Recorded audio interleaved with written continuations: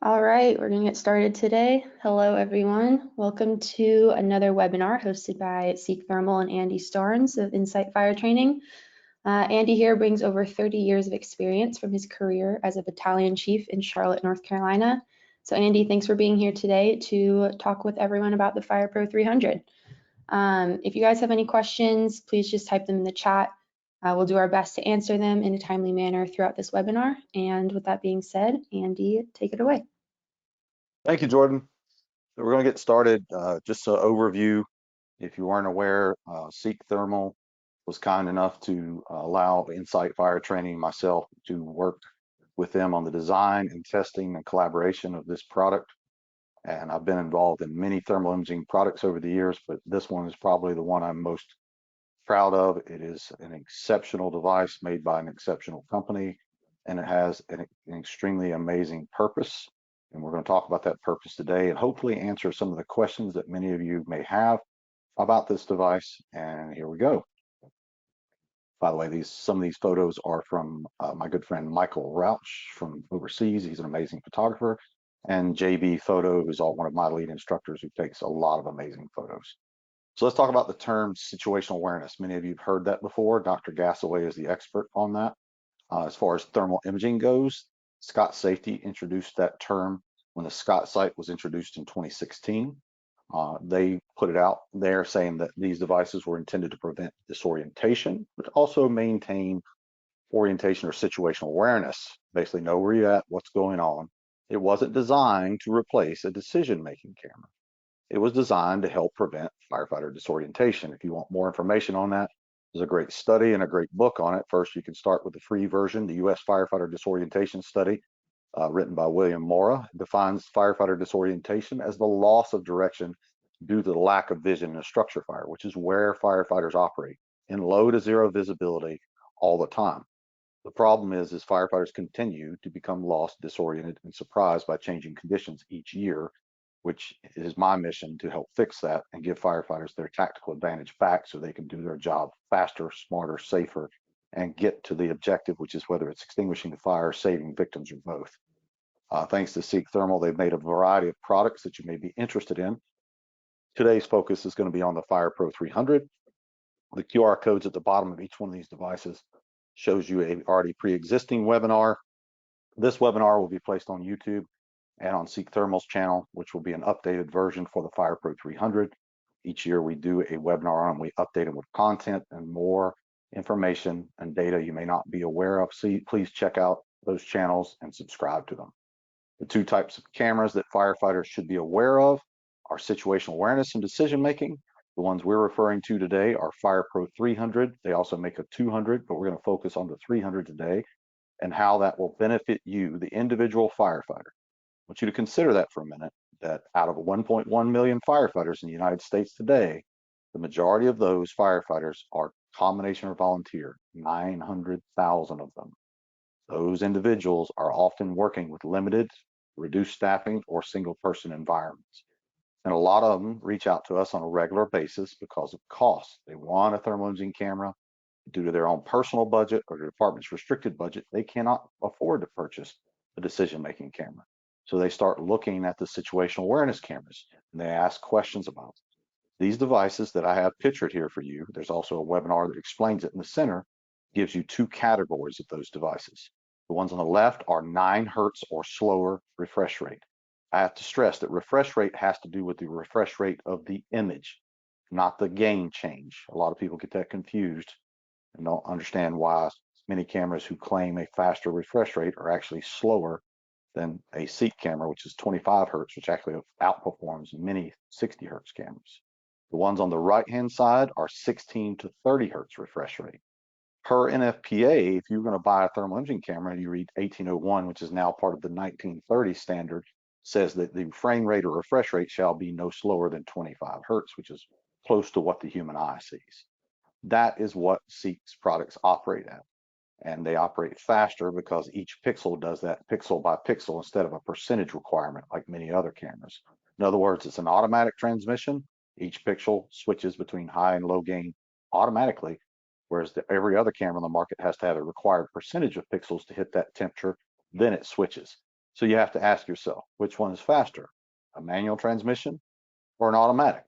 And that's what you need in an IDLH environment. It's an automatic transmission. Why are these devices needed? It's quite simple.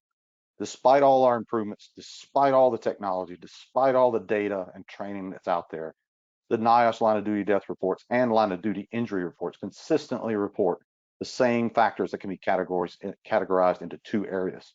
Firefighters were unaware of changing conditions. You hear it all the time. We cannot find the fire encountering high heat conditions. That should make the hair on the back of your neck stand up if you're an incident commander. Firefighters became lost, trapped, or disoriented. And if you look at line of duty injuries, not deaths, over 18% of them were due to firefighters becoming lost, caught, trapped, or disoriented. And 64%, ladies and gentlemen, of America is protected by volunteer combination departments that often struggle with staffing and funding.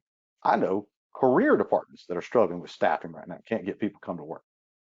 But our combination or volunteer departments are the lifeblood of America. They're not funded, they're not supported well, and they don't have the equipment. And this device can help them do their job and get them home to their families for less than the cost of a cell phone. So if they risk their life every day, shouldn't they have a force multiplier and a secondary means of orientation if needed? So support your local volunteer fire departments, find out what their needs are. In many cases, a lot of the citizens in their community have provided funding or support to these departments so they can make these purchases. You never know until you ask them. Here's some things you may want to consider that happens to firefighters on a regular basis. In a study by UL, a full-scale floor system field and laboratory fire experience, it was quoted that the major causes of traumatic injuries inside of structures were determined to be firefighters becoming lost, structural collapse, and rapid fire progression. Now, what did I just say? The two areas that I could summarize all of the NIOSH contributing factors into: unaware of changing conditions, and they became lost, trapped, or disoriented.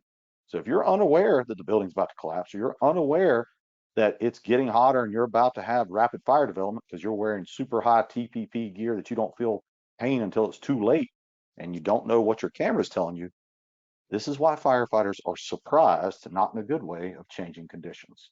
So we can help change this by giving them this data back so they can simply look before they cross the street and say, whoa, let me stop, let me fix this. I don't want to pull out in front of a train and get run over. I want to fix the area in front of me, or I want to go directly to the fire, or I want to go straight to the target area, which happens to be the bedrooms where most people are found, by a simple scan with this camera that gives them that information. When we talk about unaware of changing conditions, the reason we're unaware is due to two main reasons: low to limited visibility and improved thermal protective performance of their gear. You can't see and you can't feel, and you're operating in an environment where you need both. When you have a device that allows you to see, you don't have to worry about feeling heat, you see the heat. With a FirePRO 300 that operates quicker, you can see that area quicker, and mixed gain mode allows you to see the floor and the fire, cooler and hot areas simultaneously and keeping them in focus. No manufacturer currently does that. They're the only ones through Seek Thermal that offers what's known as mixed gain mode technology. Each pixel switches between high and low gain independently, allowing you to see things like this right here. You can see the firefighters and you can see the heat above them. This gives you improved image clarity and gives you the two areas you're most concerned with, which is looking at the floor and looking at the ceiling. Seek also did something that very few manufacturers have listened to. They increased the overall field of view of the device. We teach firefighters to turn the camera sideways in pistol grip cameras to increase the field of view.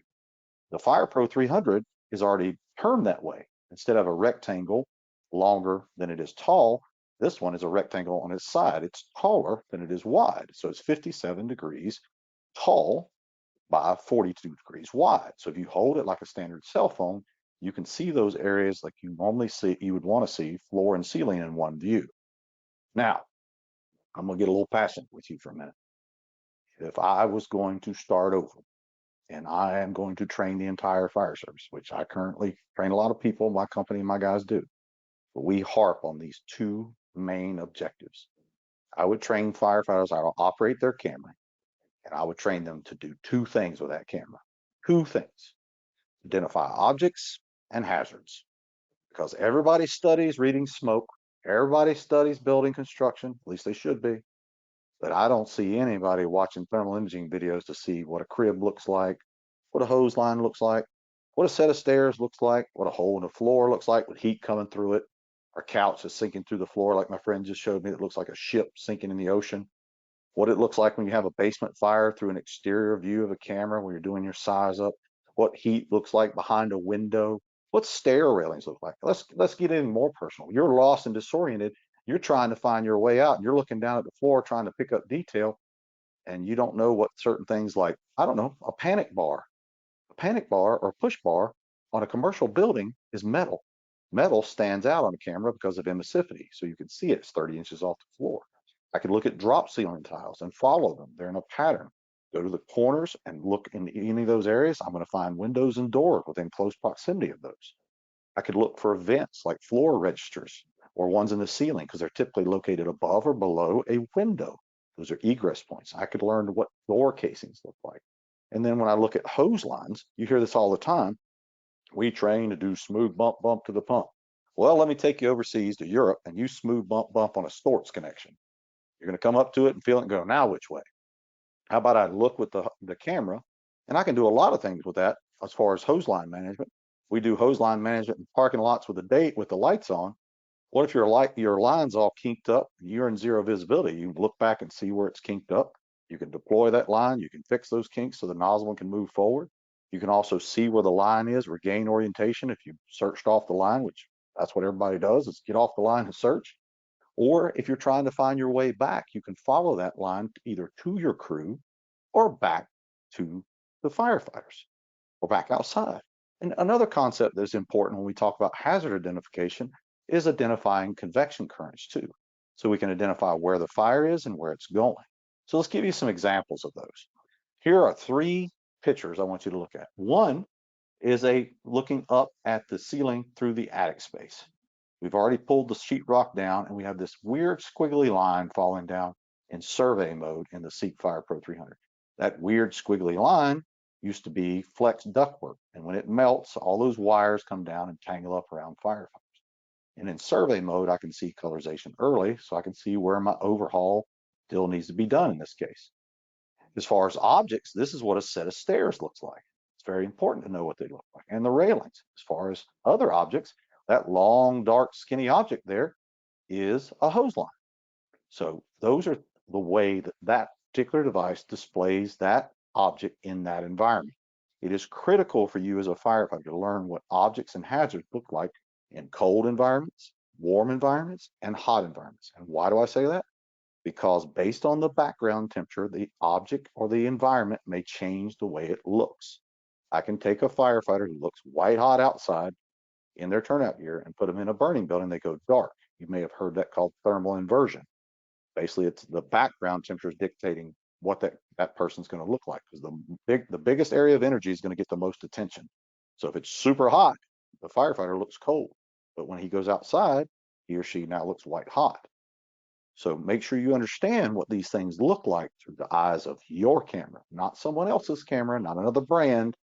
That's a big mistake that they do in training. We need some cameras for training. Well, what kind do you want? Oh, it doesn't matter. They're all the same. That couldn't be any further from the truth. NFPA set some pretty cool guidelines for camera manufacturers, but they still give them a lot of leeway on how these cameras perform and how the image is actually displayed. If we look at hazard identification, this is really good visibility with a FirePRO 300, where we took this picture recently in Wentzville, Missouri, and you can see, actually this one's in Poland, I'm sorry. You can see in Poland, behind the firefighters, there's a lot of heat behind. And that helps you to look for things like changing thermal conditions that you may be unaware of, which way the fire is. You may have more than one fire. But due to our gear and the noise and the darkness and everything we have, quick look with this device can give you valuable information to help you mitigate those scenes and those circumstances quickly. And we're not advocating that you stare at a camera and become a filmmaker.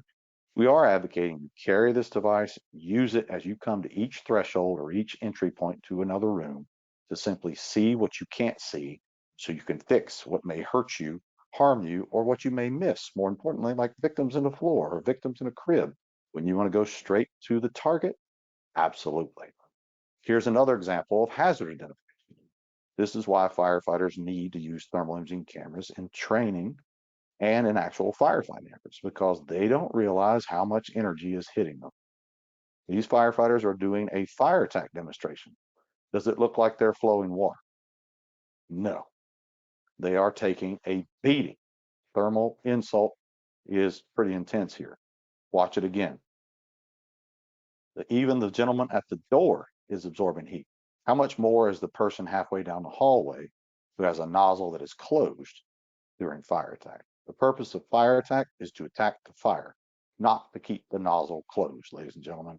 If that looks like that when you are moving down a hallway, as my friend recently told me, he said, I'm going to see them get spit out that opening pretty quickly because they're not going to be able to take that.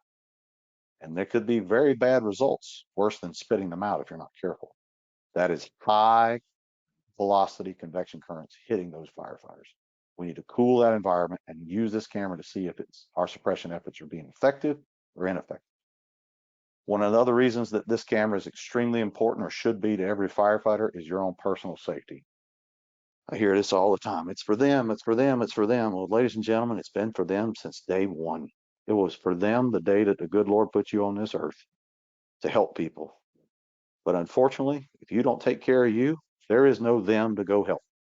And if you get jammed up in a bad spot and now you're a down firefighter and the whole mission changes because they have to come rescue you, and it can take over 12 firefighters to rescue one when the average fire department's putting less than 10 on a scene, it's important to have a device that can help you if you got lost. And Project Mayday showed that up to 35% of all Maydays were resolved by self-rescue.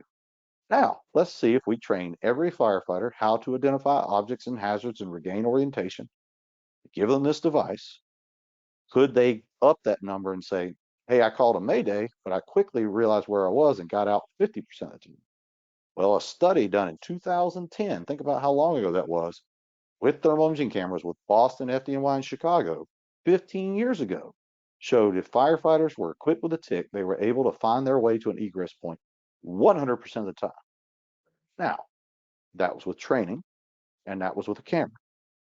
Ask yourself, how many of you have had more than 1 hour of training, and in that hour, did you actually go in a fire? Or did you just turn on the gas stove? Because that's not sufficient. So if you are also trapped due to collapse or can't get up or can't move, you may be able to use the device to relay more information to the rapid intervention team or to command of where you are, identify objects around you and conditions. A trapped firefighter can use that TIC to assist locating small objects that may become entangled in. And another benefit that no one ever talks about with Seek Thermal products is every camera on the market has a focal range of 1 meter to infinity, which means it focuses on an object at least 3 feet away and supposedly up to infinity. Well, Hubble telescope doesn't even see to infinity. So what I want you to think about though is if every camera requires 3 feet of distance or 1 meter between you and the target to focus on it, if you're trying to work on a downed firefighter or see what's right in front of you, a foot in front of you, you can't do that with a standard camera. A Seek thermal camera is focused in at 12 inches. 1 foot in front of you, you could look at an object, you could work on a downed firefighter, you could separate coax cable from the regulator line, you could figure out what's wrong with it, you could find their belt buckle or connect it, you could package them, you could find their UAC or EBSS connection, you could grab their regulator quickly. And that camera weighs 325 grams. It's not big and bulky. So it's a very, very valuable safety device for firefighters. This is one of the many reasons this device is powerful, valuable, and should be on every firefighter. Because ask yourself, who is watching you? Who is watching out for you? It's my daughter when she's much younger and me without facial hair. Who's watching out for you? Out of 1.2 million firefighters, 27,187 fire departments, 52,054 fire stations in the country, currently around 800,000 of them are volunteer or paid. You add some other numbers in there, it pushes them up about 900,000. You got 1.1 million or 1.2 million, depending on which study you look at. That means the majority of these ladies and gentlemen that are risking their lives are doing it for free or very little money. And then they're buying their own equipment, buying their own helmet, their own halogen. You know, a leather helmet costs more than this camera does. You know that, right? So which one's going to get you out of a jam? A leather helmet? This device. Leather helmets are beautiful, but not going to save your life. You need a helmet. Just, there's a difference between a want and a need. So who is watching out for you? Try to give you an extra pair of eyes to help you. So when you're doing your job and things go wrong, you have a way out. Or when you're doing your job well, you're able to do it even better as a force multiplier. So let's break down this device and give you some specs, benefits, applications, do's and don'ts. First of all, the field of view of this device is exceptional. It's 57 degrees tall by 42 degrees wide. You don't have to turn it sideways like we teach with pistol grip cameras. It has a dynamic range, which it means an apparent temperature, which is not a thermometer. Remember that, 0 to 1022 degrees Fahrenheit. Notice there is no spot temperature in the bottom right-hand corner when you turn it on. That is by design. NFPA 1801 to 2021 standard removed it due to firefighters focusing on that, and it was a contributing factor in line of duty deaths. This is not an NFPA certified camera, but it's taken away something you don't need to focus on. You need to focus on heat and not temperature. If you do press both buttons, the power and the flashlight, you can click through the modes rather quickly. The second mode is temperature mode, where you can add the spot temperature back. And then survey mode is the final one, which is one of my favorite ones. This camera gives you decision-making resolution in a situational awareness housing. What do I mean by that? If you study NFPA 1801, which is now in NFPA 1930, it says the minimum resolution shall be 76,800 pixels, which equates to a 320 by 240 detector. It also says the minimum refresh rate shall be 25 hertz. It also says the minimum thermal sensitivity shall be less than 80 millikelvin. Well, this camera is 35, so less than half of that. It's very low, which allows you to see details between objects of similar temperatures. And Seek Thermal also adds something called SV1 image enhancement, which makes the image sharper. You see that when you look at this firefighter here who's sitting in the floor of this container.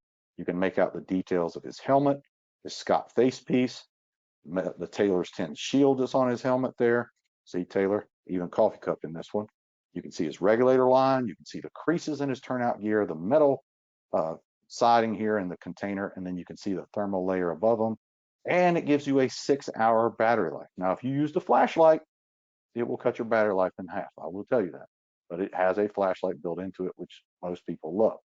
That's your specs on this camera. How does it perform and why is it a game changer? No other camera comes close to it. It has all those specs I gave you, and it gives you the performance of a decision-making camera without the price tag, but it is not a decision-making camera. We're going to discuss why. But if you take the Attack Pro VRS and you put the FirePRO 300 side by side, you're essentially looking at almost the exact same camera as far as performance goes. The difference is the insulation and durability in that Attack Pro VRS is much, much greater.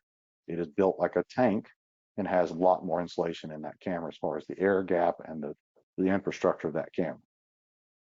So here's some general questions that we get almost every week. Why is this not a decision-making tip?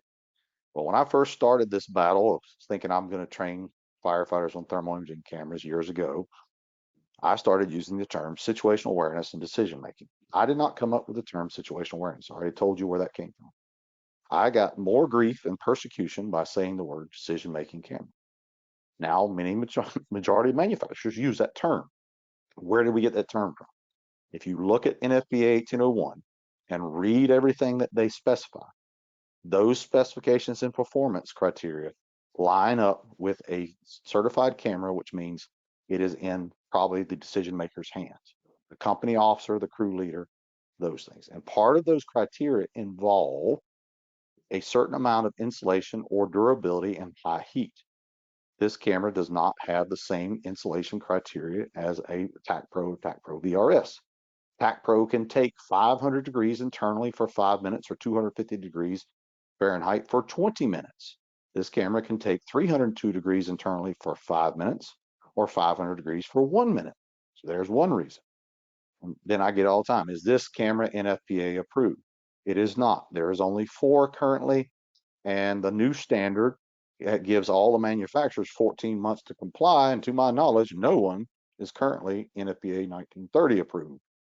So everyone's working off the 2021 standard, which is Seek, FLIR, Bullard, and Argus currently. There's the only ones that have NFPA certified cameras. You can look at our website under AFG cheat sheet guidelines. It tells you how to confirm or deny if one is NFPA certified or if it isn't, because a lot of times people think things are certified and they are not.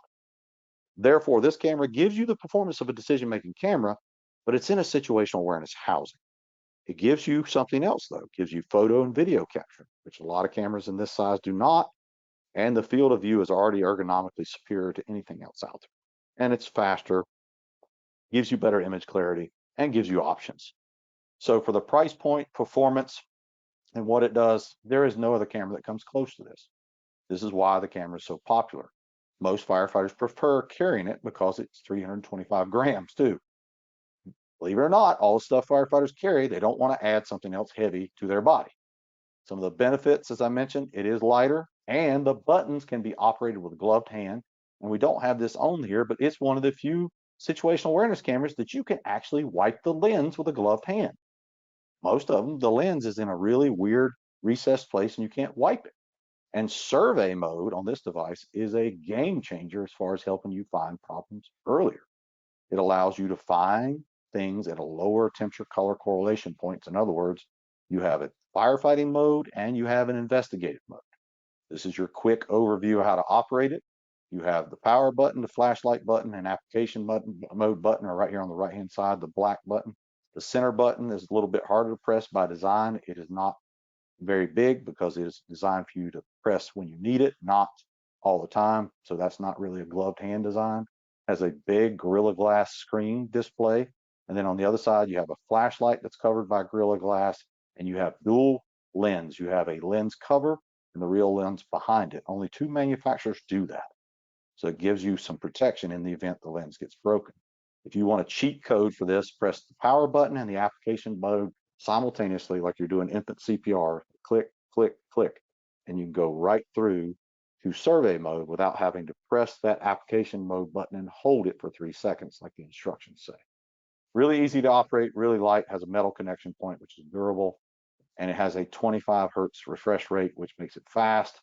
And if you read NFPA or NIST special publication report on thermal imaging research needs workshop, which was done a long time ago, it says the display refresh rate is important in applications which the camera operator may be moving or constantly scanning. Firefighters are not sitting still in the fire.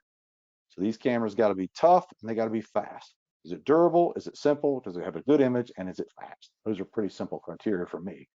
But that makes this fit those criteria. And it allows you to do things like exterior use for assisting with size up, or even a lot of my friends are on OV or outside vent teams. Great for that. Splitting crews for truck work, one going to the roof, two going inside. Fire attack, split search, which is a great use of that.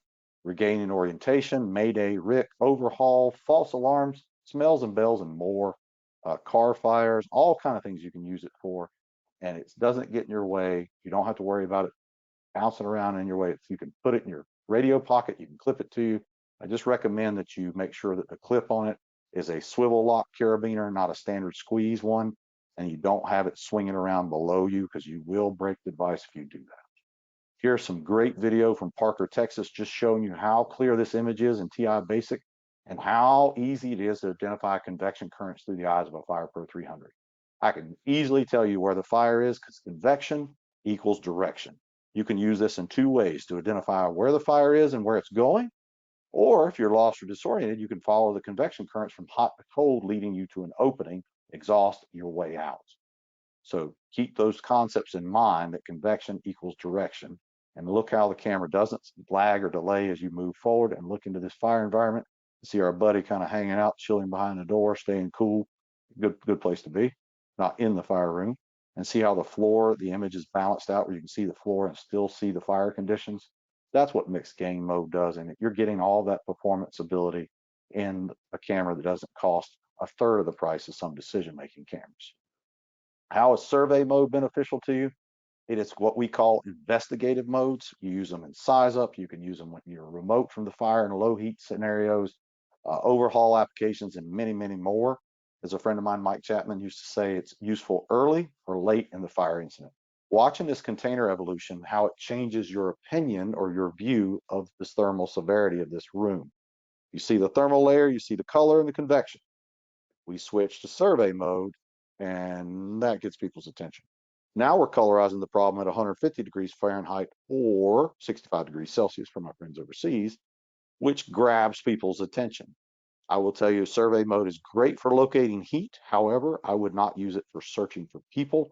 TI Basic I use for high heat environments and searching for people because the grayscale image clarity is much better when you're looking down low, as you see here, versus when we're in survey mode. Some parts of it can be dark monochromatic blue and wash out those lower areas. It is focused primarily on that heat, helping you find the heat. So investigative modes are to find heat quickly. This is an example of how they stand out. The video I showed you at first where they went through the turbulent smoke, this is what it looks like through the camera in TI Basic on the left. This is what it looks like through the eyes of the camera in survey mode on the right. You don't have to be a level 2 thermologist to get people's attention with, man, that looks hot. Whether it really is hot or not is up to if we can put some thermocouplers and some gas gauges in there and measure the heat flux. But according to the camera, apparent temperatures wise, it's pretty warm, and we know what those temperatures do to face pieces. And we also know that cameras do not provide exact measurements, so those spot temperature measurements shouldn't even be looked at, and they don't provide gas temperature measurements either. There's some survey mode examples on the far right of the slide. You can go straight to our YouTube channel and watch many videos on size up, making entry, fire attack, search, overhaul, false alarms. The United States ran 3.1 million false alarms. 3.1 million, 3 times the number of fires. Think about how much faster you can get back in service if you could actually find the problem. Or more importantly, somebody calls and says, I smell something burning in my house. You got no smoke, no fire. You look around, you can't find it. You go back, lay down in the fire station, time to go to sleep. 2 hours later, you go to the same house. Now it's really on fire. We don't want to do that. Then you also want to look for things like energized power sources, power lines. You can use it in lost person searches and more. This is an example of that. Those 2 pictures I showed you. I'm going to show you the entry video. You saw the optical version. This is the thermal version. We're going to watch this crew of young firefighters go through this door and ask yourself, when should we open the nozzle, number one? And is standing up the best option? That's TI Basic. And we're going to switch it to survey mode. See where their face is? And we wonder why we have problems. People never look at the fire as it truly is. It's hot, ladies and gentlemen. It's designed to be that way. This is a great example I took when I was on the job of overhaul using survey mode. This is post knockdown, and we're seeing all the areas left in this 2-story structure. This is the great room that are highlighted in yellow. If you notice above me, there are gaps there. That's the insulation has got broken gaps there, and you can see the heat through the insulation gaps. That doesn't mean those darker areas are necessarily cold because there's insulation up there. If you're dealing with cellulose insulation, it can hide heat signatures from you. Remember, this is not X-ray vision. It can hide things from you. And as we move up the stairs, you can see more. But even from looking out from the outside here, that's a view of the second floor window, and you can see heat in the attic. You can see the truss system. You can see a lot before you even make entry. Like, yeah, we got work to do up there. So using survey mode can be very beneficial for you to ensure that superheated areas are not missed. This is another great video of not a fun subject, doing overhaul in an old house. It's lath and plaster. You boys and girls who like CrossFit, here's your shoulder workout right here. This is some work right here. Oh my, that's a lot. Call a second alarm. Why? Because we need some help up in here. You're going to pull all that down and you're going to have to soak it, soak it, soak it. It's so funny that firefighters won't open a nozzle during fire attack, but during overhaul, they'll dump 3,000 gallons in a building like this because they're scared to death of coming back for rekindle. Don't have that problem.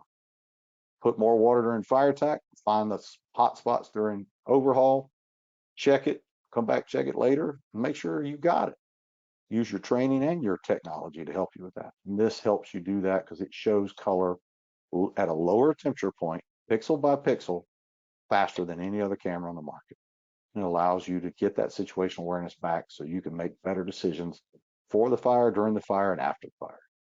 That's what its purpose is.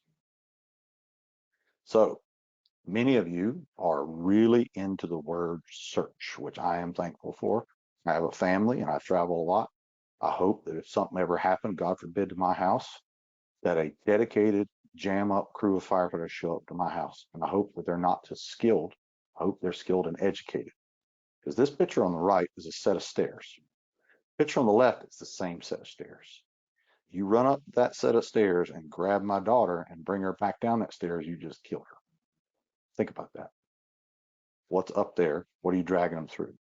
This is a good example of why vent enter search is a very, very valid tactic. People yell about it and scream about it on Facebook.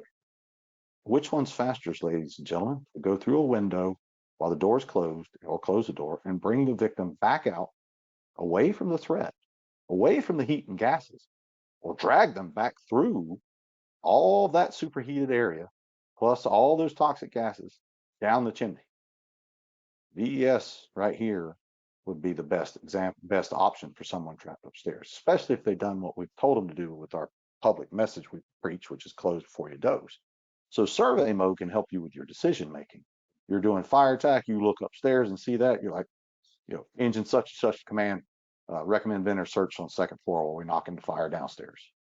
Because there's high heat up there and you don't want them to take them through it. This kind of situational awareness is extremely valuable, and the option of having an investigative color palette, such as survey mode, you can see this side by side during overhaul. You can try to figure out which shade of gray is hottest, and these two little yellow spots in the picture on the left, or you can see these areas here are highlighted, which means you need to pull that stuff back and look behind it because it can have things hiding heat, such as insulation, wood, and debris that it can't see through. So survey mode can be very, very beneficial for a lot of reasons, not just fire attack, not just search, overhaul, but just helping you do your job.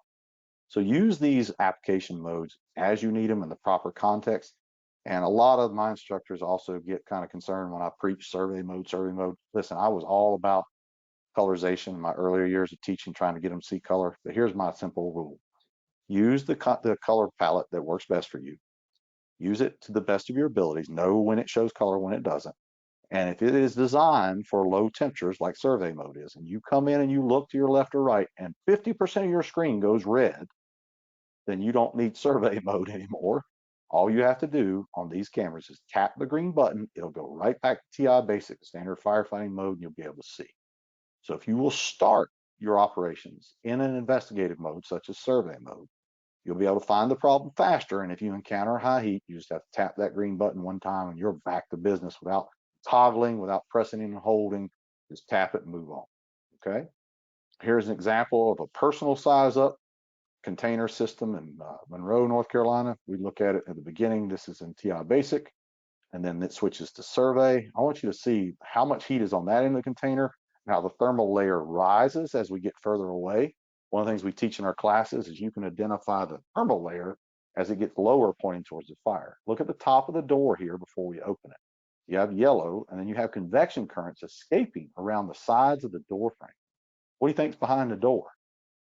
It's pretty warm down that hallway. Wouldn't hurt us if we have all our gear on and doing what's right, staying low, but that could easily injure or kill an unprotected civilian. Whereas the average camera is going to show that as gray and white with fast moving convection. And firefighters don't respond a lot of times unless they see color.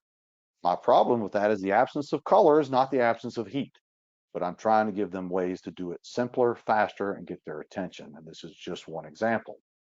Other things you can do for exterior use, VES, like I mentioned, great way to do that. Plus, it's a small device; it's not in your way if you're going through single person VES or two person VES. Forcible entry, like we just scanned the door. Line placement. Where's the hottest part of the structure and the coldest part of the structure? Just got a testimonial from a firefighter in Arkansas which shared how they immediately knew where the fire was, took the water can right to it, knocked it out. Ventilation, whether it's outside vent or vertical vent. We can look for those areas of what we call thermal bridging, where heat transfer is coming through the building. By the way, thermal bridging is nothing more than a fancy word for conduction. So the areas of weakness in the structure that allows heat to transfer from the interior to the exterior, giving you an idea where it is. Because we have independently operating firefighters, ladies and gentlemen. America doesn't want to hear this, but you have a strong likelihood if you live in a neighborhood with a volunteer fire department that one person may show up at your fire by themselves. You want that one person to show up and guess where your fire is, guess where your bedrooms are, where your kids may be trapped? Why don't we give them this tool and let them have that information so they can go right to the problem, right to the person, and make a difference that could equate between you seeing your family again or not seeing your family again. This is not a cost issue. This is a priority issue. I have this discussion with fire departments around the nation each week. Do you know the number one reason fire departments do not buy or train on thermal engine? Well, we just don't have the money right now. Same fire departments will spend thousands, thousands of dollars on things like recliners, very big TVs, or motivational speakers. Nothing against motivational speakers, but motivation's like bathing. We recommend you do it daily. And if you're going to charge me 10 grand a day to talk, that's going to be a really expensive bath. So I need something that's going to help me do my job and get home to my family. I love a motivational speech, but I can't waste my entire training budget on it. You need your training budget to be spent on buying equipment and getting people in to train you on things like extrication, rope rescue, and all those things in thermal imaging to help you. And a device like this is not going to break your bank. When you're doing search, whether you're one person or two person, look how fast this is, look how clear this is as far as giving them the information they need.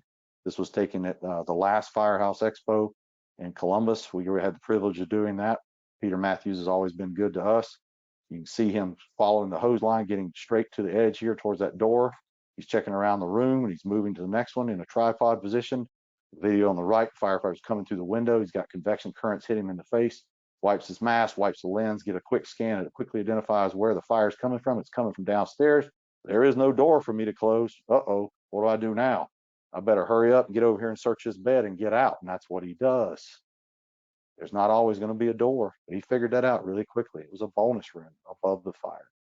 So this is how this device can actually help you. For fire attack, a lot of times you've heard the concept of a sniper and a spotter.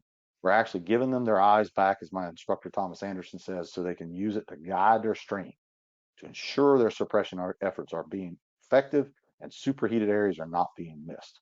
That's a big one. We're taught not to crawl past fire. Unfortunately, many of us crawl past heat or where the nozzles close and heat is passing us and absorbing into our gear and hitting people, their property, and you. So before we flow, we might want to know. Simply look. As my instructor John Lightly says, stay low, show, and flow. I'm staying low, see the problem, and I start flowing towards the problem.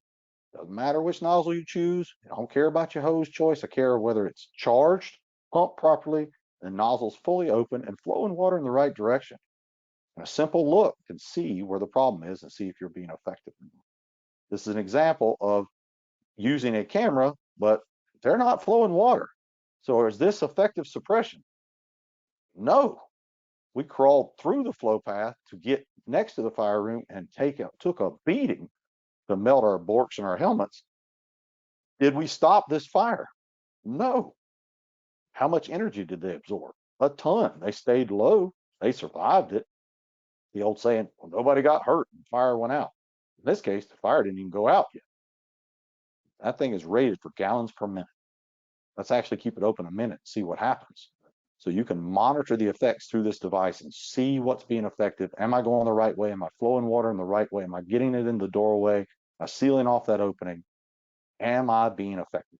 What's wrong with checking that? Nothing. And here's a big one. NFPA 1408, which has changed to 1400, is the thermal imaging training standard. And out of the 23 topics it talks about, one of which is rehabilitation or monitoring crews. It talks about heat stress. Ask yourself, is this gentleman enduring some heat stress? TI basic, survey mode. Is that a lot of energy in his gear? And if he's a live fire instructor and he comes out looking like that and says, yeah, I can do one more run, you go, no, you can't. You go over here, you take your gear off, you sit down, you cool off. No matter how tough they are, or how good they feel, your gear is saturated. A couple more minutes of that, you're not going to feel good. And neither is that face piece, which is very weak. By the way, the face piece standard overseas is actually weaker than ours here in the US. So this is an overseas photo, so you definitely need to come out and let that gear and face piece cool off. And some of these smaller cameras can overheat quite quickly, so you might need to come out for that too. When we talk about vehicle fires, you can walk up this fire post knockdown and see what's left. We go to survey mode, and that allows us to see areas that we would have missed in TI basic. You can see a couple of hot spots on the hood, some areas inside the engine compartment, and we can scan and look around and see this. And when you flow water, the water is making a cooling effect, as it should. You'll see dark areas where that water is efficiently cooled. This is very effective too on EV fires because EVs will produce nasty conditions and you need to see where that fire is coming from to try to get water directly, or an agent, not preferably water, directly into that fuel cell. Because if you're just surface cooling, it's going to be a long day.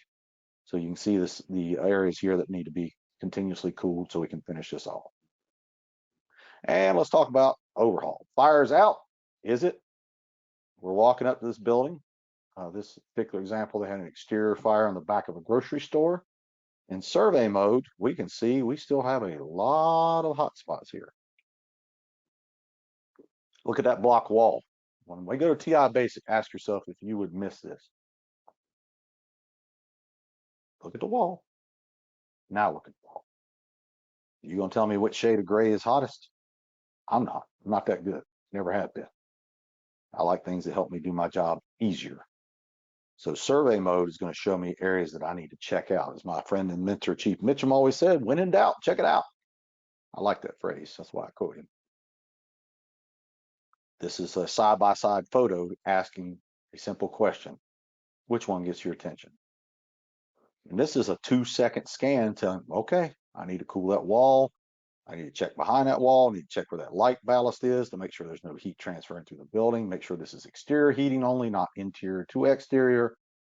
I got to go check it out. I got to do my job. But the camera just gave me an indicator of where I need to work. And this is oh, I already showed y'all that. My apologies. That's that overhaul video. But I wanted to show you one other thing to fast forward here to the end. Right here at the top, you can see heat breaking through, because I didn't do that in the last one. You can see it breaking through where those connection points are. One of the things I was talking about earlier that we can show right here is the gaps in the insulation. So we can see the heat between the gaps here, but those areas that are still insulated, we cannot see through that. So that's a good example of noticing, yeah, I do see heat here, but does that mean there's not heat in between those? The insulation's hiding it. You need to go check that out. This is a picture from my good friend Mike Daly, who shared this with me. The homeowner reported an odor of something burning, but did not see smoke or flames. The initial company was unable to locate anything. He used his FirePRO 300 in survey mode, and it showed this non-uniform white spot right here on the wall, which was hot. The breaker for the outlet in this incident did not trip, and the wiring to the outlet melted and started to heat the stud to the point where there was significant heat pattern in survey mode. They opened this up and had a very big problem in the wall. What would have happened if they had read the spot temperature in this case and said, oh, it's 78 degrees, we're good, and went back to the station and took a nap or had dinner or did whatever they normally do? They'd have come back and it would have been a lot worse, potentially fatal. So using your device as a force multiplier to see the things you can't see, keep in mind your eye sees less than 1% of all light. This camera is seeing 7 to 14 microns, which is over 7 times what the eye can see. It's important to have something that aids you in doing your job, and there's no shame in using that. Every occupation that works in darkness, hazardous environments where they can't see, they use some type of technological aid to help them do their job. Their skills is what gets the job done. The device helps them see the problem. You can also use this for ARF, electrical components that are overheated, overhaul, odors of electrical, and more. When I was stationed at the airport, this is a picture of the airplane and the engine. And if you look back here at the wheels, we can see some heat coming from the wheels. One of the things I always frustrated me about ARF was they wanted us to point at the brakes and give them a temperature reading and give it to the pilot. Well, knowing what I know about brakes, being shiny and metal, and then using a camera that's not designed to give an exact measurements, I always felt completely wrong about doing that. That's what they wanted, and it was incorrect. But you use a laser thermometer and point at it, you have to stand directly in line with the brakes, which is a no-no in ARF. And you had to stand very close to use that laser thermometer. So neither one of these was the best option. I'm still waiting on them to come up with a better way to measure brake temperatures than us pointing at something at it that is not a thermometer.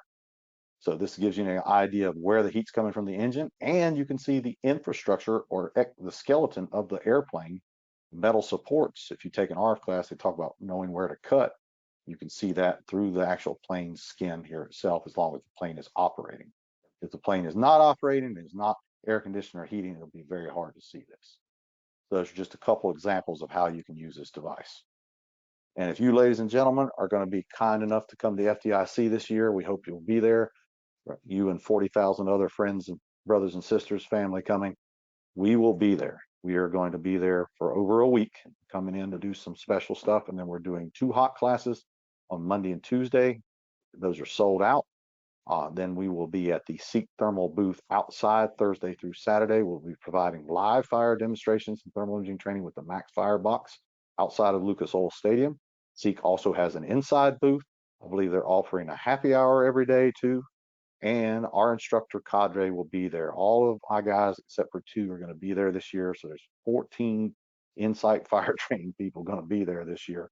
So there's a high likelihood you'll see an Insight fire training t-shirt or hat, someone walking around. If you do see us, please stop and talk to us, ask us questions. We'd love to help you. My guys will be in and out of several different booths, primarily over at the Seek Thermal booth as well, because they've been kind enough to partner with us for almost 4 years now. And we want to help you use this information to help you become intelligently aggressive. If you'd like more information on what I shared with you today, this QR code on the left is our YouTube channel. The one in the middle is a Seek Thermal link that has nothing but about 20 hours of webinars on it. And the one on the right is a Seek Thermal public shared Google Drive, which has this presentation uploaded to it. You're welcome to use any of these resources to help your department, help others, and help yourself become better, smarter, safer. And remember, thermal imaging cameras don't replace fundamental skills, they just enhance them. So if my skill set is 0, 10 times 0 means I stink. I got to work on my skills. So be skilled and then use the device to help you do that job better. This is where the information you heard today came from. We quoted stuff from U.S. Fire Administration, U.S. Firefighter Disorientation Study, great book from Fire Engineering on Preventing Firefighter Disorientation, written by William Mora, Project Mayday by Don Abbott, God rest his soul. There's also a Mayday survey now out by Basil Ibrahim. He's kind of continuing the work of Don Abbott. Please check that out. And there's a great research paper written by a well-respected firefighter in Australia named Michael Whitty, Maximizing Thermal Imaging Use in Emergency Services. All of those were quoted to you today. This is our contact information, website, phone number, and our social media pages. We post something every day. If you have a question, shoot us an email, message on Facebook, Instagram, whatever your social media platform of choice. And we hope to see you at FDIC. And if you want to see us at other events, check out our event calendar. And we thank Seek Thermal for this opportunity. Jordan, I hand it back over to you. Awesome. Thank you so much, Andy. Yeah, so if you guys have any further questions after this webinar, please feel free to reach out directly to Andy or myself, and we'd be happy to answer any of those questions. If there was something that Andy mentioned that you wanted to go back and reference, I will be sending out a recording of this webinar to everyone who registered. That will probably come out today or tomorrow at the latest. So yeah, we look forward to seeing everyone FDIC in just about a week here. And thank you again, Andy, for your time, and everyone for registering for today's webinar. Thank you, Jordan. Take care. You too.